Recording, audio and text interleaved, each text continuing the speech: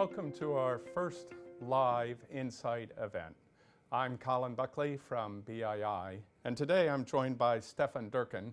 We're going to be talking about Stefan's new book, Gambling on Development, Investing in Fragile States. A large part of these events, though, is answering your questions. So at the end of this session, we'll be taking questions not only from our live audience, but also from those of you who are joining us virtually. So be sure to pose your questions online by using the Q&A button that you should be able to find on your screen.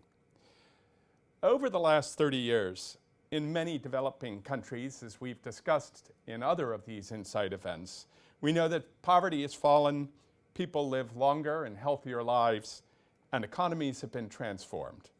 But this is not the case across the board. And today we are focusing on those countries that perhaps have been left behind.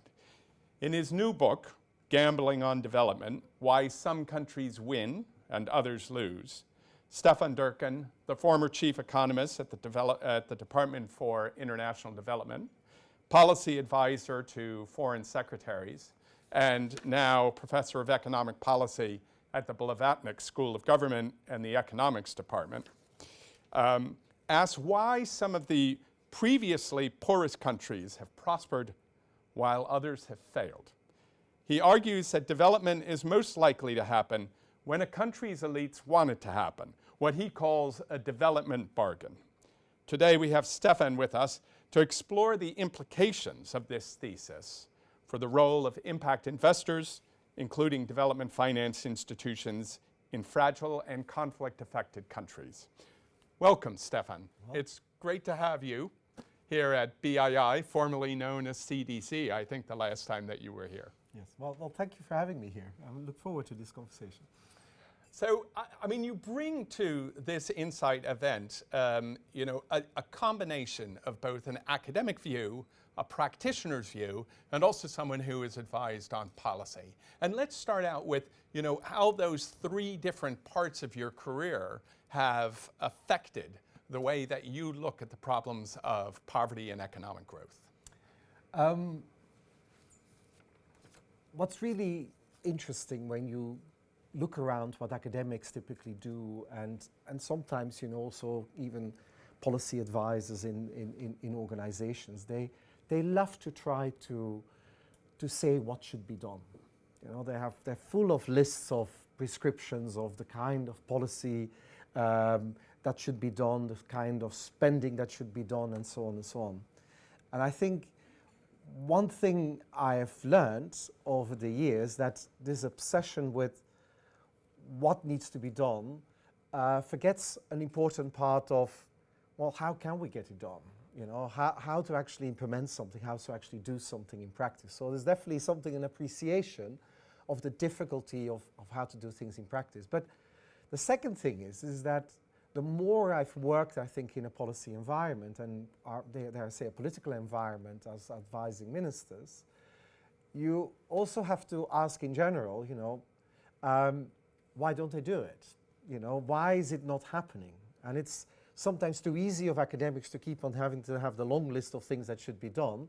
We have to ask ourselves, why is it not happening? Because, it's a wrong attitude, as sometimes in the development space we have, is to say, oh, well, they don't really know what to do, and we'll need to just build their capacity or give the ideas and it will all happen. And of course, once you start looking at why it may not happen, you hit immediately about, politics, political views, ideological views, things that are actually little to do with wanting to progress necessarily in growth and development, but with very other different objectives. And I suppose the third thing and the final thing is then, what I've definitely learned is that as outsiders being involved in it, we are outsiders. We are still at most, we can respond to some things that are going on, but we're not going to shape it all. We're not going to do the development for them. We're not going to be able to have the right decisions taken necessarily. We are there, but we just have to be humble in terms of what the space is that we can do and see whether we can find the entry points to change something. So it's a bit of humility as well that actually I hopefully can articulate that well enough, the kind of the humility that, as outsiders we can't do that much really. Great. Well, let's get to the book. First of all, I'll do the plug for you. This is what it looks like. It's available on Amazon. That's where I got my copy. And the core concept behind it is this notion of a development bargain. So let's start out with just explaining what that means. So you can think of any society, our own, the US, European countries, or African societies, to somehow having people with, power and influence in these societies. And I call these the elite. The elite are the kind of groups that have some power and influence. It's not just a political leader. It is business elites. It can be civil service elites. It can be senior people in financial institutions. It can be academics. Okay, I have to kind of say probably I'm touching occasionally, even in the UK, however, it's quite a broad elite. You're part of that in some sense as a senior academic and so on. So it's a broad group of people. But they shape somehow the direction of a country, and they can do that in all kinds of various ways. And what I refer to is that thinking of what's going on in every society and every country is that somehow or another, unless it's totally fragmented and breaking down, there is some form of bargain between these groups. Not necessarily that everybody agrees in it, but broadly speaking, certain elements. I would say we live in a society where, it's quite important that the economy is rather sound, where there is not too much unemployment, that prices are not increasing too fast, and so on. So that's part of that kind of elite bargain in this society that virtually anyone would probably agree with in the elite, in the politics, and so on. Now, you can have, of course, various versions of it. You could have places where money really talks as in totally in control. You could have extreme capitalist societies where politics can end up being bought.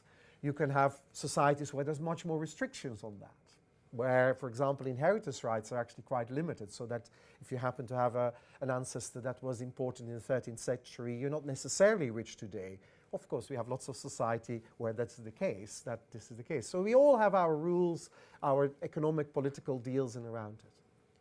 So where did I get to that? Well, if you want development and want growth, somehow or another, within that elite bargain, it needs to be strong enough commitment to actually want it.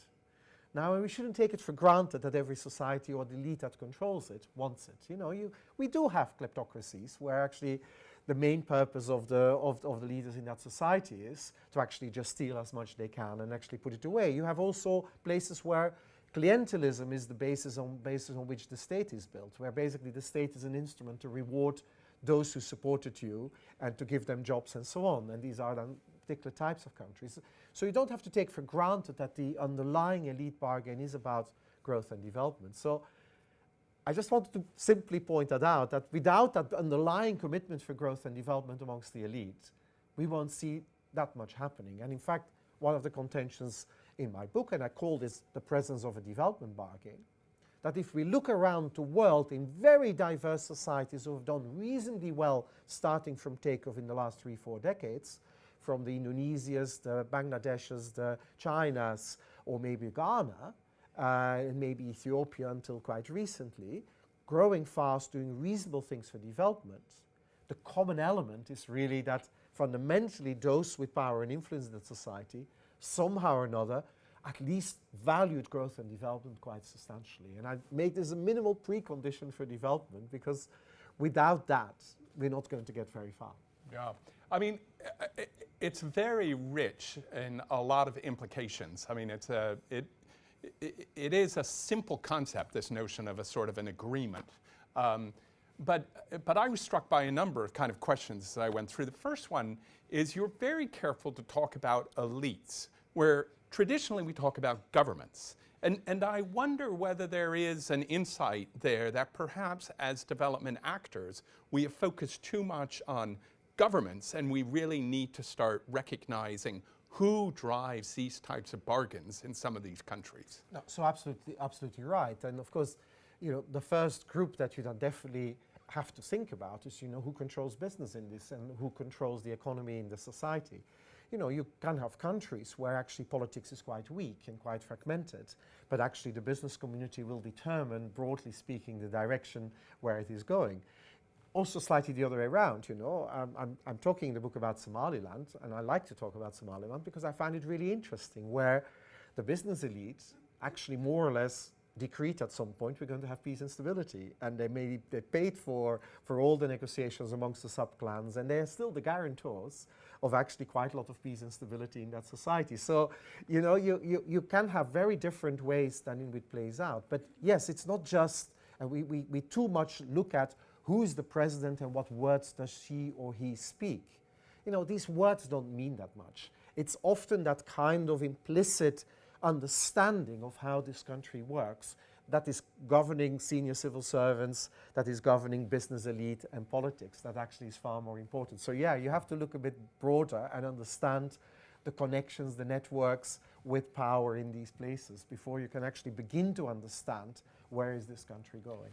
Yeah, and we often kind of expect that the move to economic growth, the move to the consequent poverty reduction, it comes alongside general improvements in the country and improvements in the political area. But you've used some examples where that's not true, and that it is possible that an elite may come to an economic determination that they can maximize their rent seeking from in the short term or potentially the long term by opening up to economic growth. And I'm curious now, wearing your policy hat, about where that puts us. I mean, is it true then that we really do have to hold our nose every now and then and commit to a sort of a suboptimal government in order to achieve that economic growth? So the way I would put it is that if you look historically at development and growth, look at the UK, we had all our rotten boroughs in the 19th century and until late, and we had all this kind of political game playing and rent seeking of people that controlled and close to power. Most societies during their periods of growth and development seem to have that. So, and it's actually the more general point is that it's really quite naive to simply say, well, we need to get perfect institutions and then we can start growing and developing the economy, because there's actually no country had these by the time it started doing this, and that's somehow where I want to say, I'm not saying that you should be happy with the imperfection, that you would say, I'm hooray for corrupt behaviors in certain things. But actually, you want to put this much more in a broader context and say, okay, where is this going now? What role do some of these, and I mentioned corruption and other things, play in this? And is there a way to actually understand, at least without condoning it, that this is actually somehow and looking at somehow part of an imperfection, but an attempt to actually move forward. So we sometimes think everything needs to be perfect and we want to address it all in one go. That's not how societies typically evolve. Now, let me give an example to help you with that. So if you go back to the Indonesia in the early 1970s, they came out of conflict. Suharto came to power then with a military coup. The original elite really hated it. Yeah, he definitely didn't have legitimacy with the old elite, who had been very much supporting Sukarno and the whole nationalist idea, but it was all ideology dominating and the economy had actually stagnated. And in fact, the uprising in the 60s were very well explained, partly also through actually really people didn't see their lot improving. So you get a new person in power that actually has no legitimacy with the old elite. He has the military support. He has no legitimacy yet with the population, but maybe some expectations. So he had to play that game very carefully. And actually, arguably they wanted to progress. They did invite Japanese investment in. You actually, once you do that, you start creating new elite players, that can actually benefit from this. So what you do with the old elite that could kick him out almost any time? Well, he let the old elite more or less in control of some of these old state-run enterprises, including Petromina, which is the parastatal in charge of oil. Right. which even up to today is an incredibly corrupt organization. And so you understand a little bit, like, you know, this was actually quite clever power play. I'm not saying that I condone the corruption in there, but actually it was one way of actually keeping the bargain together that allowed a lot of these growth things to come in, these new things come in, without creating the total destabilization that could have resulted if the old elite kept on really being against him, because he wouldn't have stayed in power. There would have been another coup and whatever. So you can understand that progress needs somehow very clever ways of playing around it, and that's in a way, you know, to keep the elite bargain together, and that's that coalition that he did quite cleverly, clearly. Then. Right. I mean, this creates a complex problem, though, for especially for Western countries like the UK, facing what their development agenda should be in these institutions. So, I mean, what are the guidelines that you think we should adopt when we're faced with a, in a sense, malevolent political actor who, for their own designs, is following a policy that we think will probably be good for the people of that country in the long term? Look, you guys are very good at weighing risks and returns and thinking about incentives and so on. So think of it in the context of also of the politics in places like this. Okay, so how do we get the upside of those players in the elite that want a real development bargain to actually go up? And how can we actually make sure that the returns to the elites that just want a status quo and no progress are not going up, but if anything, we can bring them down? So one way you can think about it is that the kind of companies that are closely connected to government, they live typically of the rents. And I know you wouldn't typically necessarily invest in them. And I'll come back to that in a moment. But in any case, in the first instance, what you want to actually see can actually strengthen the kind of the rents and the profits that can be created, can be generated from those who actually do genuine investment and actually do profitable things. So you actually can say, can I increase the upside of those players in the elite that actually mean it well? Well, you can do that actually by supporting some of them, by as an FCDO or as a DFID or as a World Bank. You work with those technocrats who generally are strengthening these kind of things. But if you do it as an investor, you know, you don't pick out the non-tradables that live totally from protection and control of the international markets, but you actually say, well, if I can find a firm that I can support that actually is doing tradables, that actually is willing to compete internationally, well, obviously you have a bigger upside. So you strengthen, increase it, you actually look for ways that you not just get a good return to it, but you actually look at in the kind of firms that are consistent with more developmental growth-oriented agenda. Yeah. And so you play that game, and you know, you pick your investments, of course, where the upside is high, but you pick them at the same time with an eye on how does that play out if these players in that sector get bigger. And you will see that probably without knowing some of the firms you invest in, because they're not typically the connected firms, you actually are probably strengthening the opportunities for better development bargains. Or similarly, you may work with state-owned enterprises, but you probably want to do it with those players within it who actually want these becoming actually firms again rather than connected business. And so you can actually work with them, and you actually strengthen the ability for players who actually want these firms to be sensible firms to actually strengthen it. And it's you can play that game as well. So you can, whether it's FCDO or World Bank, you very carefully pick your investments, but you keep in mind how do these investments or these development projects more in general strengthen those who actually really want growth and development and weaken those who just want the status quo and just pure rent seeking. There are too many follow-up questions to that. Let's widen this out. I want to invite in two other members of BII staff. The first is Vivian Infante, who is a member of BII's Africa coverage team and head of the Africa Resilience Investment Accelerator. which is an initiative of the DFIs from the G7 nations to boost investment in fragile and conflict states in Africa.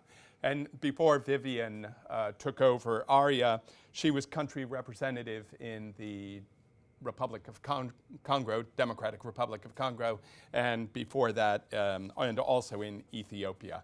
Prior to doing all of that, she worked as counsel at the Nigeria Sovereign Investment Authority. And let me also invite up Patty Carter. Patty joined us as the Director of Research and Policy in 2019. Previously, he worked for the Center for Global Development, worked for ODI, he holds a PhD in economics on the topic of foreign aid from the University of Bristol. So let me start out, Vivian, with a question to you, because I know that you've been working on trying to focus on improving investment in fragile and conflict states through this new platform, ARIA. So tell us about ARIA and tell us about maybe some of your thoughts about how ARIA can fit into this development bargain that Stefan has outlined for us. Thank you, Colin. It's a privilege to be in this panel. So ARIA stands for Africa Resilience Investment Accelerator. It is a G7 initiative that is led by British International Investment. And it's an initiative to bring together DFIs of the G7 nations and the main multilaterals, and it focuses on Africa. I think we're focusing on three factors. The first one is we would like to do more in these frontier markets because the environment is challenging. Number two, we would have liked to do more, invest more, and we haven't. In fact, we're not terribly productive when we're in these countries. We often compete for very few ticket sizes. So what is it that we can do together? And the third one is, as we work together, let's create a toolkit in recognition that investing in Sierra Leone, it's not the same as investing in South Africa, right? So one is about learning from each other across the spectrum. There are all areas of expertise that we can pick up and develop and create best practices. The second one is we've been visiting these countries to understand what it is like to invest there today. And the third one is exploring investment opportunities together.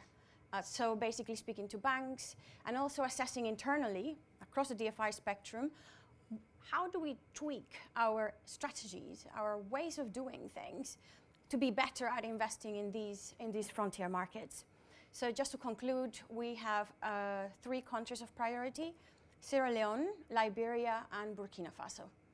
And so in terms of how we are doing it, I very much relate to a lot of what Stefan conveys in his book, because he uses example of countries where I have lived. I would say that DFIs cannot wait for the development bargain to happen. We have to think about an extent and a proportion, so that when the Ethiopias of this world develop homegrown economic reforms and they're clear and you're able to catalyze on some of these, then you go in and invest in a driven manner. But before that happens in the likes of Sierra Leone or Liberia, then you go in paying humble visits and trying to understand where you can keep your radars open, understand which are the players that could, you can ally with, and maybe do it at a smaller extent, waiting for the moment when things can turn around in our favor. Yeah, I'm going to pick up on this idea, Stefan, which is, and then I'm going to ask Patty for his views, but 2 questions. One is who and when? You tell this great story in the book about this meeting that you had with people in Ethiopia where the light dawned on you that something had changed in Ethiopia. But for institutions, how do we know when this development bargain has been struck? Or more importantly, can't we not wait? And should we go in when we think the development bargain might be struck? And the second thing is, so it's who do we think is doing this, and when should we act on that? I assume the book would suggest that when this happens, we should be investing more. And the question then is, how do we translate that into an investment policy? Yes, so and I agree also with the comments made that you can typically not wait, you know, and so this, one thing that I definitely would do is that is to make sure that you are kind of ready to invest in some of these places. And of course, the first part of your question really asks you, how do you know that something is emerging like this? And so there's certain countries, you know, like if I work in Malawi and I work with anything to do with food markets, there's very little point to investing privately in anything to do with food markets at the moment. Reason is really is because the markets themselves are being really screwed up by very bad policy making, especially around ATMARC and the National Food Reserve Agency, or whatever it's called these days. So you basically have these parastatal institutions that are really unreformed in a way that virtually every other country in Africa has actually done some of these reforms. And the result is that it's, you know, a market that is, price signals don't mean anything because intervention for political reasons occasionally changes all the market incentives. So, you know, there's no investment in storage, for example, that makes a lot of sense because it's the most unpredictable seasonal movement in grain prices you can have anywhere. So, for example, in Malawi, I'd say, okay, if you want to go in there, you keep an eye on, is anyone seriously thinking of beginning to reform ATMARC? And so you look for these little bits and pieces saying, look, there is an environment emerging where this maybe become possible. So in the book I call this also the emerging development bargains. You know, begin to spot these. Of course you have historical data maybe of poor performance, but you actually say, but actually more than just words, some difficult things are being done. And you want to understand the difficult things. The difficult things, if you understand, and oh, this is a way to get at the opposition politician because that's his family controlling that industry, you say, no, that's not real serious because that's actually just political play.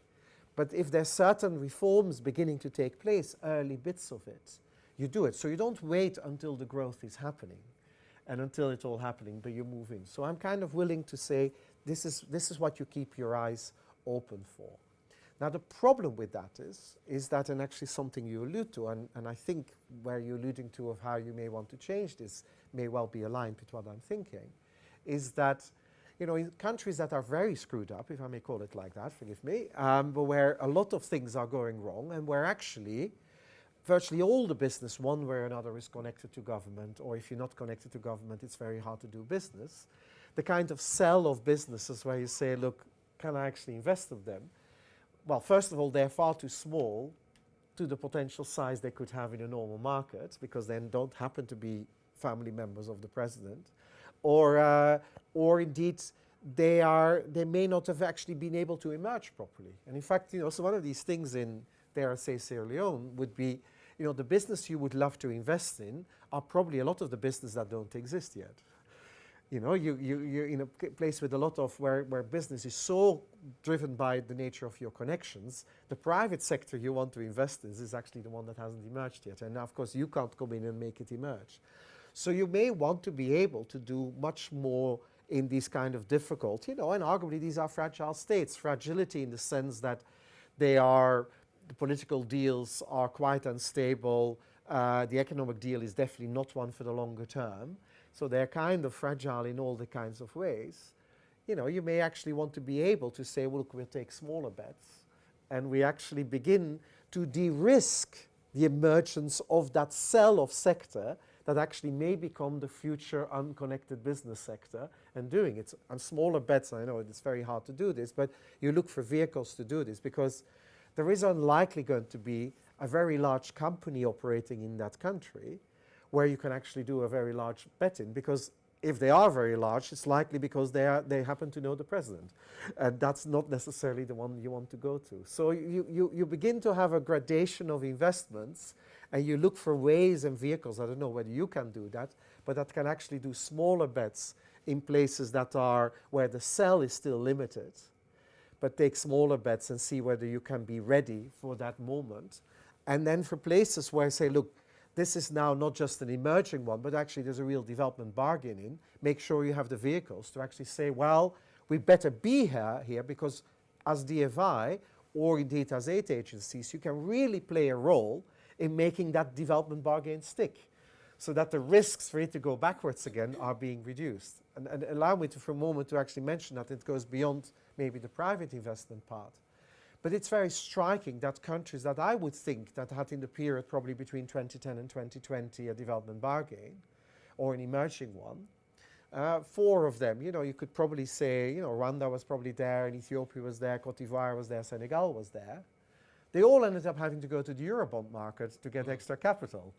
And who got the largest IDA replenishment concessional finance from the World Bank? The 3 countries who got the largest one were Pakistan, the DRC, and Nigeria, which I would actually call, maybe controversially, good money chasing bad money. Mm-hmm.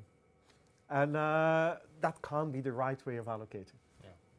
So, Patty, your thoughts on this, on this timing, and especially what we should do in countries before they have this development bargain? I mean, I'd like to start from the very basic fact that we have a greater impact when we do things where needs are greatest, and that if we can do anything to get a small, poor, stagnant economy moving, that has much more impact than adding a bit of momentum to a bandwagon that's already rolling. So that's like the kind of the lure. On the other hand, if our failure rate is too high, our resources should be allocated elsewhere. And Stefan, that echoes your argument. I think that large sums of aid may have been wasted, or at least spent not as well as they could have been, because they were allocated solely on the basis of need. So, and that's leading up to me kind of promoting our new 5-year strategy a bit, because there we have thought about, how can we approach, and I think it's worth distinguishing between like low income and small fragile states and maybe the larger, more middle income, bigger markets. But if we think about how we can approach the low income fragile states, we have taken a decision that we're going to be more successful when we maybe invest in selected sectors directly, where there's like a track record that shows that outsiders can invest successfully, so maybe infrastructure there, and then we try and work through local partners who are on the ground and they know the territory better for us. So we have an intermediated approach when we're trying to get at the sort of more general operating company. There's so many places I could go with the question that you asked. I mean, I think that one of the so if we think about what we can do before there's a development bargain in place, I've got to bring back in market size. Places like Nigeria, you might not want to give loads of budget support to the government, but you'd be nuts to think that you can't invest there. I mean, because you've got market size, you've got not only businesses that can sell at scale, you get, I think, that agglomeration of a entrepreneurial ecosystem. So I think that means that for private investors, that's a bit different from what you're talking about with. And then maybe the last thing is the, you brought it up. Let's say invest in export industries, and that changes the incentives and kind of tilts things towards the development bargain. I think it would be asking a bit much for us to sort of do bespoke political economy analysis on every investment that we do. But I like the approach of trying to pick out like sectors where we're more likely to be moving things in a better direction. Can I argue Please. a little bit with that? It would be sad if we agreed on everything here. But it's so on that last point, I'm not asking for you to pay another consultant to write another political economy analysis and another diagnostic or whatever you would do. So it's not what I'm actually suggesting, but I'm pretty sure that anyone who's actually preparing a deal with some knowledge of what's going on picks up quite a lot of knowledge. And I had that the same in dealing often with World Bank colleagues, is that during the day they were the perfect, or in fact IMF colleagues often even more, they were perfect technocrats during the day. And then in the evening they were telling all the stories that they were picking up and thinking about, well, of course we're dealing with that and they're connected with that and whatever. It's just to make sure that that bit of that knowledge is not compartmentalized as if not relevant. So that you kind of, and I actually think that those people who on the ground try to make deals or indeed that work on policy in these countries, my experience is they know always far more than they actually ever would put on paper. Now, I'm not saying that you should put it all on paper, but at least learn to be valuing that kind of knowledge that you can pick tips. And so it leads me, for example, to Nigeria. It's quite an interesting thing. It's not rocket science, because in Nigeria potentially there's loads of deals. The size is so big, and in that sense it's quite straightforward to build up a portfolio and whatever in doing it. But you can ask the question, who are these people? And of course you do due diligence, but I don't mean it like that. You know where they're going, but it's actually also, in Nigeria specifically, you can think about, actually, can we do it a bit more in potential tradables? And not just businesses that will forever live off the kind of protectionism that is applied in Nigeria, and so on. So you have without a deep thing, you see yourself part of that ecosystem of change. And I find it actually in a lot of the 8 things we do, because we're all so compartmentalized. We actually forget that collectively, we actually sometimes do give the elite an excuse not to do anything, or we all collectively end up investing in an elite by default and not changing it. So it's a little bit being willing to say that, we are maybe small and we can't quite do it, but collectively we do shape the incentives. And so to be willing to accept that, to do a little bit better, and I would already be very happy if we did that. I'm not saying I'm arguing against you, but it is, just, we're not, my way of doing it is not like a total change of it, but actually it's just to recognize some of these things that seem to matter, to set these incentives of the business elite in the right way, so supporting in the business the right people and so on. And maybe finally is that what I really like is you say looking for local partners, because that's where this kind of analysis really comes to play. You're not just investing in local partners because they're good partners, but they're likely going to be potential future deal makers in the political economy as well. And Vivian, I think some of these notions about sort of market knowledge and building on that when you're talking about investing is something that you've been looking at with ARIA. Yeah, so the DFIs have now, just in 6 months, visited 2 countries, Sierra Leone and Liberia. And so we commissioned studies before arriving, and then with report in hand, we landed in the countries, and we just did a market visit. We met with main government players, with the main businesses, visited sites, explored opportunities. The amount of activity that has derived from those 5 days, not to mention the improved intra-DFI relationships, is incredible. So right now we have investment teams from BII and other DFIs visiting those countries with our reports in hand. So that's already creating a lot of activity. But I wanted to ask a question in relation to something Paddy mentioned on the size of the economy. And the reason why we chose these 3 countries is because I relate to what you're saying. If you live in Nigeria, you're in Congo, there's hustle and bustle no matter how difficult the environment is. And yes, you can't find investment opportunities, whereas, the feedback I get from foreign investors in Sierra Leone is, well, it's such a small market. I can't devote too much energy in it. In Nigeria and Congo, you have the Vodacoms, the Airtels, the Heinekens. You will be commercially successful one way or the other, whereas in these small countries, the size is working against them. Just wondering whether you have any thoughts, tips on on how to maneuver this challenge. Yeah. I mean, originally coming from Belgium, it's a small place, I can assure you. These countries can be quite successful. But I totally appreciate, and in fact, they did benefit from an awful lot from FDI. But I can appreciate this kind of issue is that the size of the market matters. And of course, this is this unfortunate issue still in Africa. Despite all the commitments to free trade, these markets remain very, very, very small. But of course, I'm probably touching upon it already, is that, however little we do in these places, tradables is the way to go, because that's the one that's not constrained by the size of the market if we do it well. And so, and when I hear this, so there is an issue about the size of the firm, but that's in principle not constrained by the size of the market once you do it in tradables. And that's a little bit where I kind of then think as well, is that maybe we're just too used to talk to the Heinekens and the Vodacoms because, they are fundamentally doing non-tradables in their countries, or at least locally non-tradables. And so you kind of have to do it. And, making a success of a small number, initially quite small, export-oriented firms in these small markets is probably far more beneficial for that country than making a success of a services company or a supermarket chain in these places, because supermarkets are not going to develop anything. That's all derivative. It's derivative to what otherwise happens in the economy. So I don't know whether that's not something, but you know, there are small deals that could be hugely profitable because the growth of, and then maybe Bangladesh is an example. It started with 50 Daewoo employees who were sacked from Daewoo in the garment industry, who set up initially relatively small operations, and these firms have grown because it's export-oriented.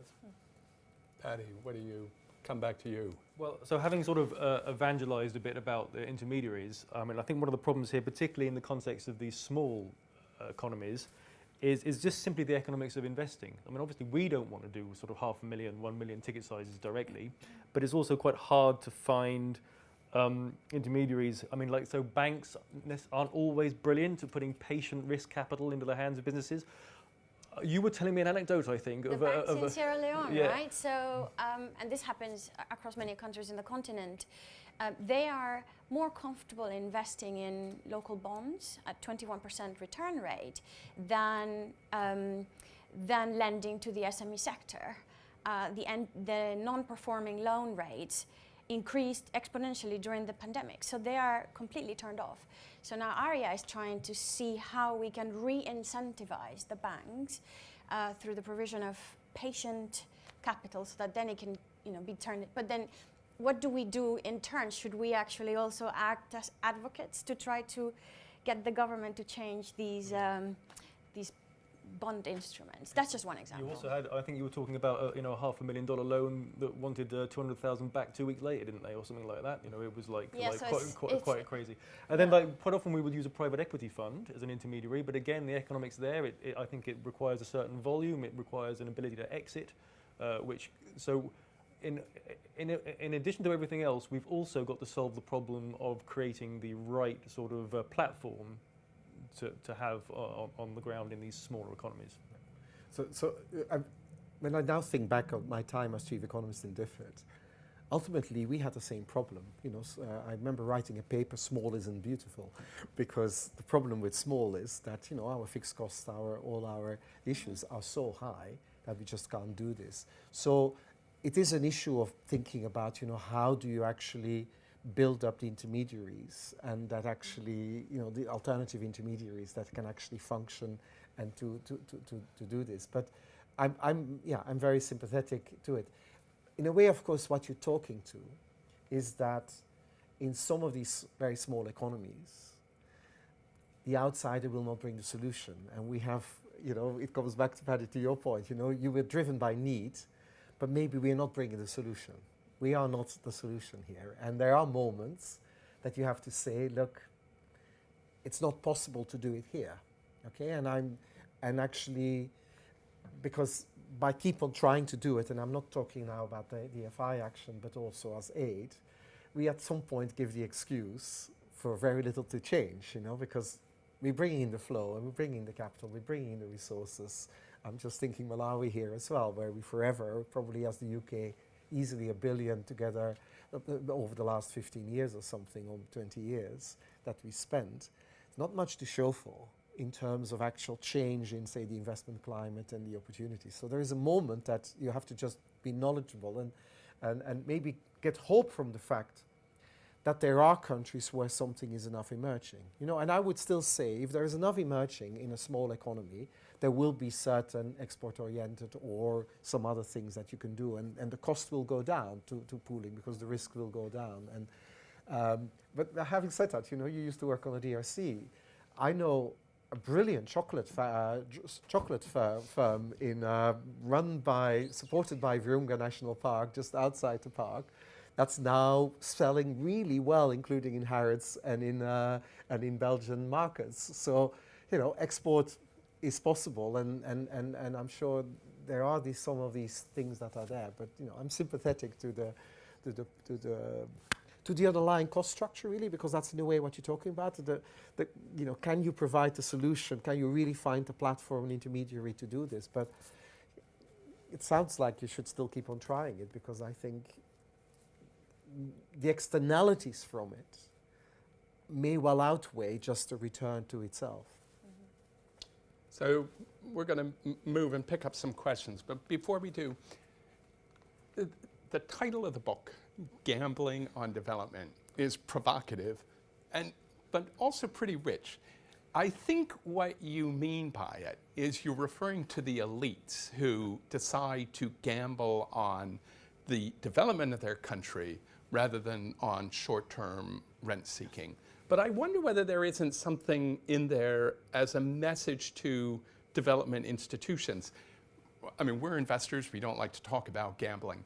But is there a message here?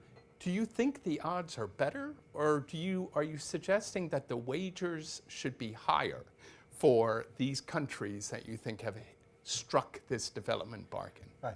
So interpretation of the title is very correct in the sense that you really say it's the elites at some time gambling on it. And look, it's a surprise, because the status quo for most elites is actually a safer place to be. You know, they know what they have. They may not be filthy rich, but it's not so obvious. And so there is something there about. And for me, in the book as well, it's surprising that a larger number of countries seem to be taking that gamble. And so, again, there's more and more. There's more and more countries where this is taking place. So the second thing is that, as the outsiders, I do think indeed we should be willing to gamble on those places, and it should be part of our portfolio. I like to talk about a bit like a portfolio investor. We should have some of these gambles in our portfolio. And especially those where not, and so this is where maybe I don't fully agree with Paddy, not where nothing is there yet, but where you say, look, there is somehow an upside that begins to be identifiable. My chocolate farm in Eastern Congo, okay, so you could gamble on that. You could take some of these gambles because they're beginning to show a sign that if some particular type of company seems to be getting successful in exporting, something right seems to be happening, and I can de-risk the gambles of the local elite by making a success of these things. So that's the one thing. And I see actually our role very much as, by investing in emerging development bargains, by betting on them, we actually improve the odds that they will be successful. And I think that's the role of the outside community, to improve the odds of success, reduce the odds of failure. And so that's what we do in that sense. And so, but I also say that we should be willing to, in the places that getting there, given that we are affecting the odds of success, we should be willing to put in more money. And so those places where it's happening, we should be willing to put in more money, because I don't want them then to go to the Eurobond market. It would have worked all right if there hadn't been COVID, but now with a downturn, these are countries that are beginning to struggle with actually their own situation.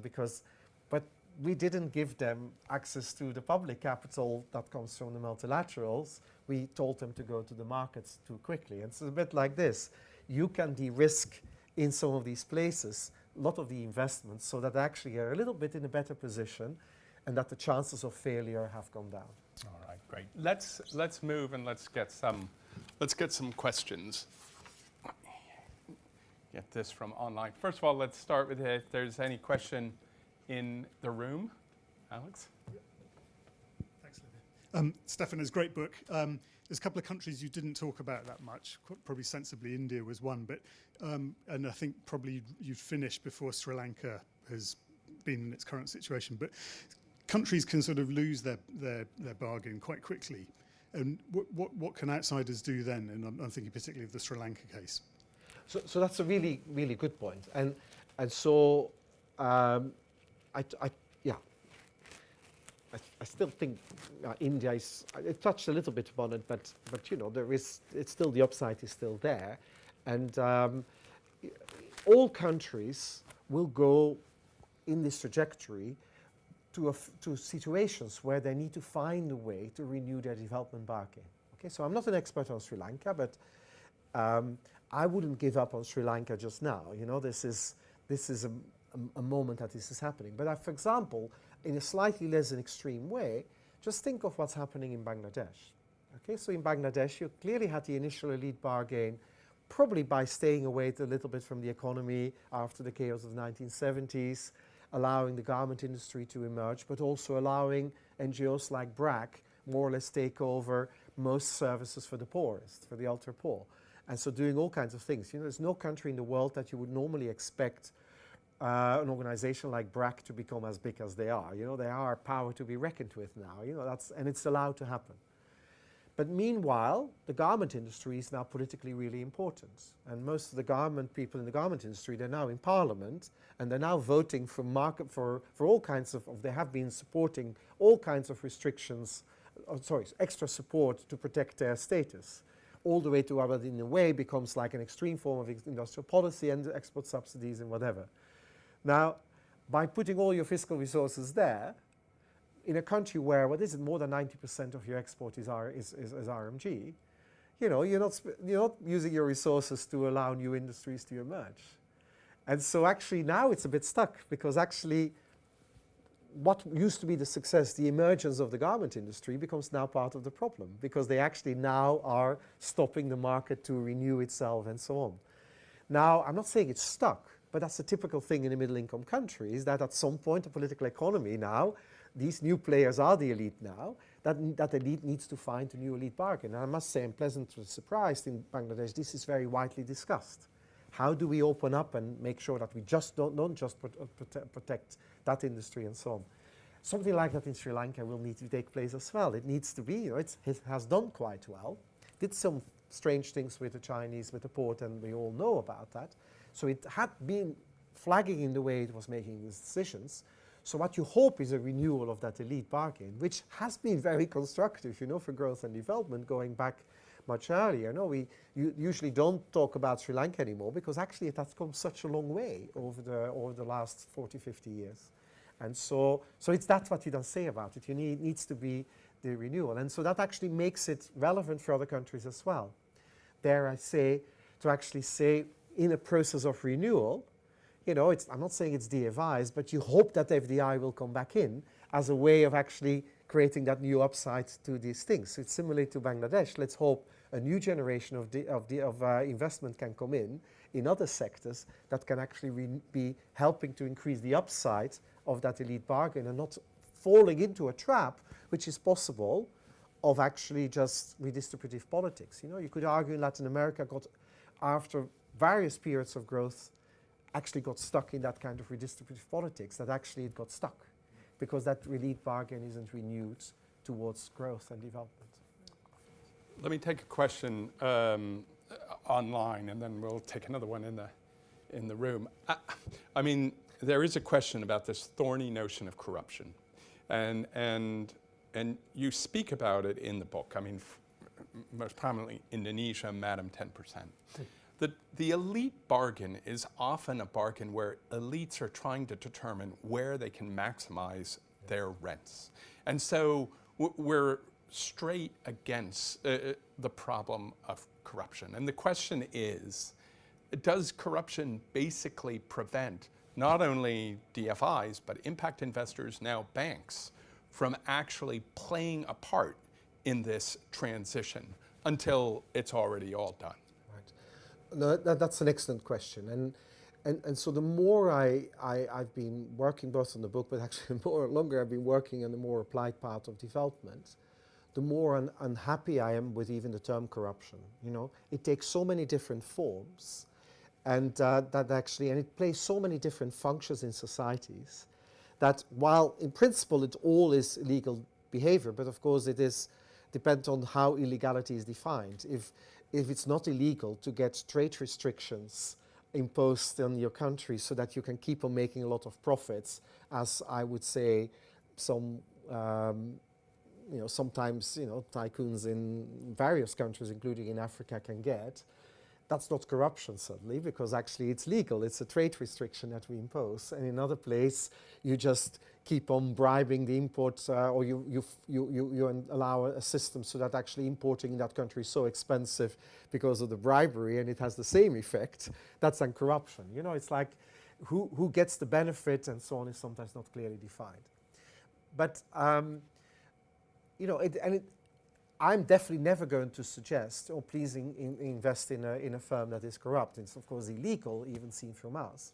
But actually, it will not be helpful because then you strengthen them. Okay, so, but it is a constraining factor that actually that cell that I was earlier talking about of unconnected firms that actually potentially can grow, you know, these are the ones you want to invest in, but sometimes that cell is so small because, you know, other firms can get bigger market share because they can actually still do corrupt behavior and so on. And that's actually a moment in saying, yes, it constrains the outsider to come in. And you just have to be willing to say, the cell that I can investing in a particular country, and I'm not going to name the one, or whatever I think of, is at this moment really small. Interesting thing on Indonesia in the example I gave, the cell was actually growing all the time. FDI could operate, and it was not through corruption alone. There was definitely a part of the economy that was evolving where corruption was not the rules of the game. And relatively speaking, it became bigger and bigger relative to the part where corruption was the rules of the game. So in that sense, they say, okay, that's the progress. And so, you know, the Indonesia were places you could invest and even comply with the Anti-Bribery Act without much trouble. So yeah, you have to just be aware of that. But it does mean that yes, it constrains your cell. But to what I'm saying, oh, therefore let's ignore the fact that we come as outsiders. I mean, the last thing I would want is, you know, every time an international firm invests in a country using corrupt means, it will strengthen the elite bargains that are against the progress we want. So it can't really, you can't condone that. And it's a big part of it. It's also in the book why I go very strongly against and saying one of the clearest things we can do to actually get better elite bargains is being really harsh on illicit finance.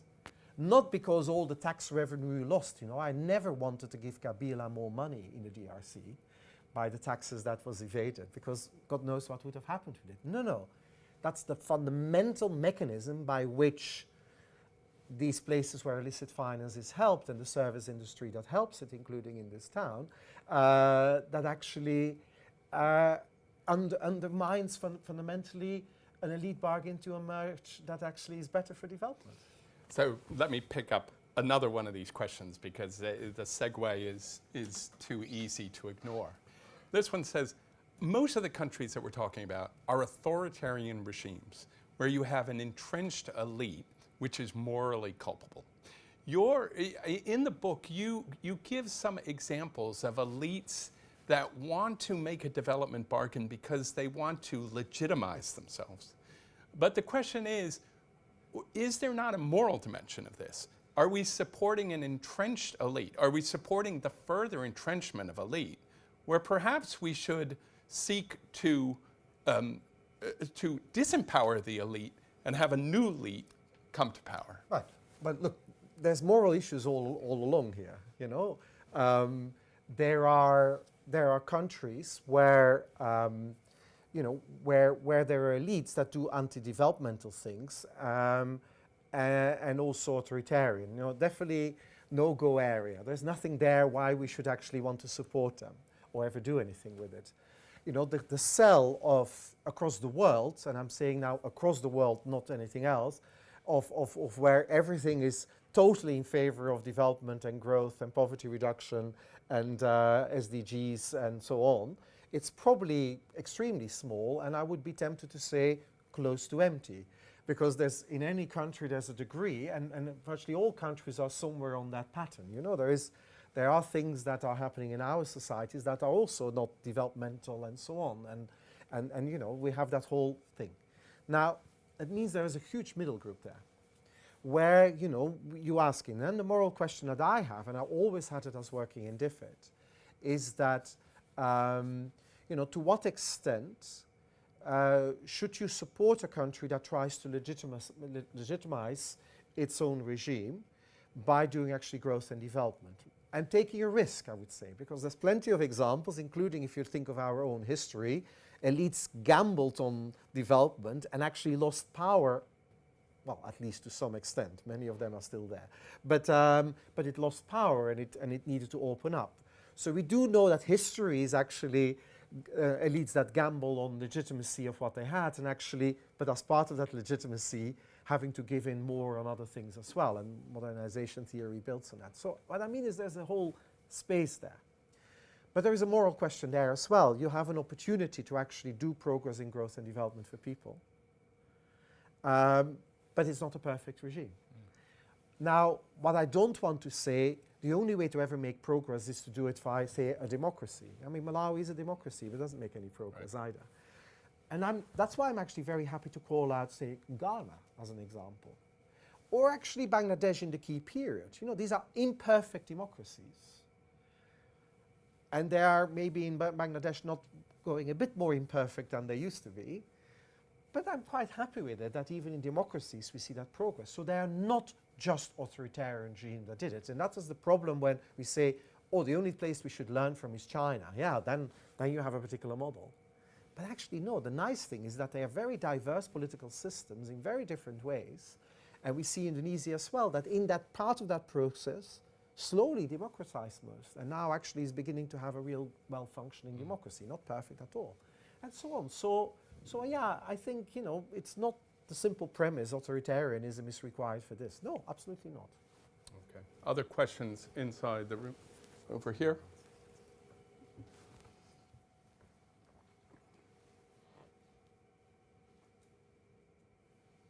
Thank you. Just had a quick question. I guess I wanted to get your thoughts on what role, let's call it everyday people play. I feel like you knew that question was coming in this development bargain. And I think as an addition to that question, maybe whose responsibility is it to work on like the human capital within these markets, such as, you know, education and healthcare? And have you seen any good examples of elites, quote unquote, pushing for development there, or is it best left to government?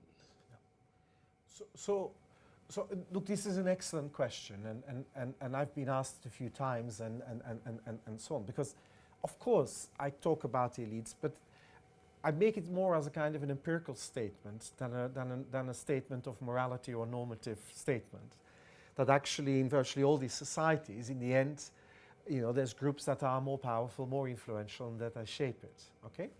Now, one of the interesting things, though, is that if you look at, and I think I alluded to it in, I think a little bit when talking about Bangladesh, and I can say a little bit more, and same applied in Indonesia. You know, when Suharto came to power after 1960s, you know, he needed legitimacy also of the population, otherwise there were further uprisings. So the pressure from below was there as well, okay? In the end, those people in power and influence, they will shape in the end, and they try to do the kind of things. And maybe then, I'm not going as cynical as Colin just to say that it's all about just purely their own rents. I think, you know, they you know, if they can find a way to combining reasonable amounts of rents and responding to the people, there's plenty of examples where this has happened as well. So, but you know, looking for legitimacy, you need to typically do this if there is a push if you're not legitimate, that you may lose power. And that's, of course, where people already come into it. I mean, of course, in the more democratic systems, it would be by voting. In other ways, it comes from the ground as well. Let's not forget Tiananmen Square in China. That, you know, for some extent, there was an expectation there. The one thing at least it did, yes, they repressed it, but it definitely invigorated the quest for more legitimacy to growth and development and poverty reduction. And so you get some of these things that there are these forces that are responsive. So people feature into it, but it's more in a kind of, you know, evidential sense that, you know, the pressure from below is actually, you know, typically gets channeled or from above, also channeled by people in power and so on. Let me say the other side of it. It is the case that where I look for change, you know, the Arab Spring has spooked me, okay? Because that was very much from below and lots of specials. And for example, I've been following Sudan a lot. All these places have spooked me a lot. Because unless there is a response from above, and not just a capture by players in the elite that then turn it in something to their advantage, you'll get very bad things as well. So, you know, I still, you know, as my youthful self would have liked the revolution, but I'm a little bit more cautious in my older age now that actually just this pressure from below is enough. So that's why there is a responsibility from these people there as well, because they can easily manipulate and channel these things as well. So that's probably how I would think of it, but more as also with a word of caution there as well. Okay. Other questions inside? No? I'll take one then online. Okay, Nikhil. Thank you very much, Professor Dercon, for the talk. Question was going to be just focusing on one country, in particular Nigeria. It was very interesting when you characterized kind of Congo, Pakistan, Nigeria in kind of one bucket, and for example, Cote d'Ivoire, Ghana in another one. Just to drill into Nigeria as a country, where I think it would be fair to say that sort of cell that's unconnected kind of does exist to some extent, but then obviously I can very much see why you'd kind of characterize it in the way that you did. So if you just elaborate kind of how you'd sort of diagnose that particular country, and then what it means for BII in terms of what pockets you think we should focus on in that kind of unconnected cell. So, okay, so I'm going to surely get in trouble with this one, but the way I would, in a simple way, look at Nigeria is to say, okay, it's 200 million people. If we divide all the oil revenue amongst the 200 million people, we'll probably have between, depending on how we calculate it, between $200 and $400 per capita. That's not that much money, okay? But if I now set up a system where about 100,000 people control all the revenue one way or another, directly or indirectly, wow, then we have $400,000 to $800,000 per capita for these group of people. And I think I've defined how I would look at Nigeria. Is that still a place of a form of redistributive politics, that who controls the oil revenue is ultimately a very small elite. That's not 5 people, that's not 100 people, it's probably 100,000 people, 200,000 people. Many of them have houses in London. And that's the system.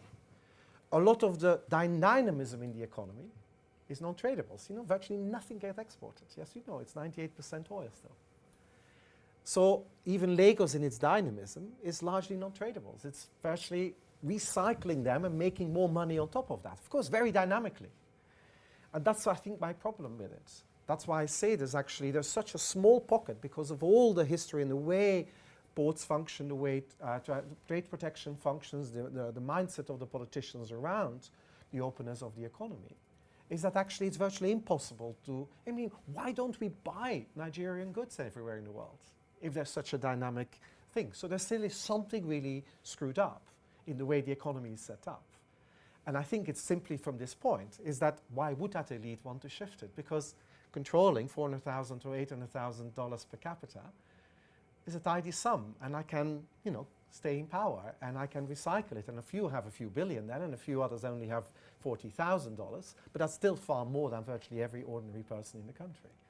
And so that's basically the way I think that elite bargain works, and it hasn't managed to change. And so that's also a bit like we keep on investing in actually making more money out of the recycling of oil. That can give us some growth, it's good. But it has to be at best a waiting game for some other situation where the moment that Nigeria actually generally in its elite says, wouldn't it be great if we can not just be proud of ourselves as we are, but actually proud from the fact that we sell something else to the world than what we do at the moment.